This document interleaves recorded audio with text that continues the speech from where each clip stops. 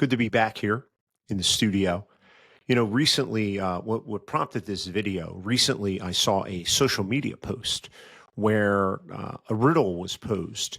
And the size of the transaction in this riddle was an accounting riddle, was only $100, right? So if it was $100 million or something like that, it wouldn't be relevant to our audience. But I thought it epitomized the mind of accounting and how accounting works. Remember how we're always talking about accounting accounts backwards, which is important. It's critical for compliance. Counting counts backwards what occurred, what happened, as opposed to being proactive and say, how can we make better numbers? How can we give relevant information in a timely fashion to our business owners, as well as plan forward to reduce their tax bill, make their business run efficiently from all the other aspects. So here's the way the riddle went. The riddle says that a small business person goes in and steals $100 from a small business. And then a few days later, they come back and they present a $100 bill and buy like $70 worth of product from the business and then get $30 in change. And the question gets posed, well, how much did how much did the small business lose? And I thought it was pretty important to talk about this because initially some of the answers were pretty common. They're like, oh, he still lost $100, or they lost $30 because they retained a $70 sale, and so on and so forth. But then a lot of the accounting minds started to chime in, which again is important.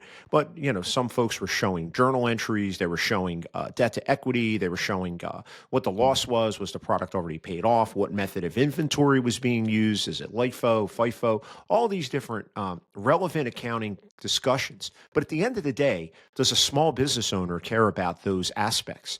My experience is they do not. Which why we're focusing on with our smallest business owners, cash coming in, cash going out, who do we owe, who owes us? Yes, we do some and help them put together accounting systems, but they're more proactive.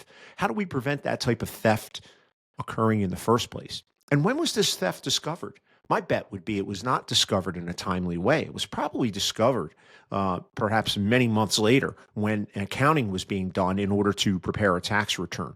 So that's what's important for what we see when we're talking to our small business owners. What kind of relevant numbers can we get in a timely fashion so that they can prepare and plan their business from an efficiency point of view accurately? Yes, accurately. We're not taking shortcuts here, but in a sense that we can save tax dollars, especially. We use 5 workhorse strategies, which we'll get into other videos as we go along. But I thought that this social media post was really timely, and it really showed what 90% of the industry focuses on: accounting after the fact. Tony Bruce, CPA, more than just an accountant.